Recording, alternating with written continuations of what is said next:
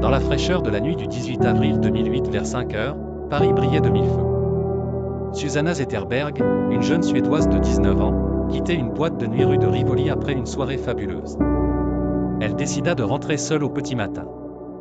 Ne trouvant pas de taxi officiel, Susanna monta à bord d'un monospace blanc, se fiant à son intuition. Bruno Chollet, un imposteur aux sombres intentions, était le chauffeur. Peu après, Susanna envoya un message inquiétant à une amie avant que le silence de la tragédie ne tombe.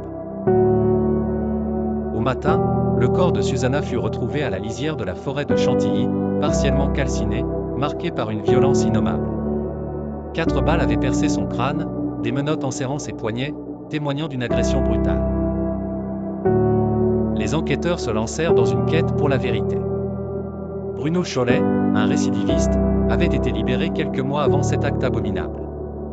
L'inspection de son véhicule révéla des menottes et un pistolet de calibre 22, liés à Susanna. 6 jours après le crime, les caméras capturèrent Chollet tentant d'utiliser la carte bancaire de Susanna. Malgré les preuves, Chollet clamait son innocence, accusant les forces de l'ordre d'un complot contre lui. En septembre 2012, la justice condamna Chollet à la réclusion criminelle à perpétuité assortie d'une période de sûreté de 22 ans. Il mourut en juin 2021. La famille Zetterberg transforma leur chagrin en espoir en créant la fondation Sanna Zetterberg, dédiée aux enfants défavorisés de la région parisienne, en hommage à leur fille qui rêvait de découvrir une France lumineuse.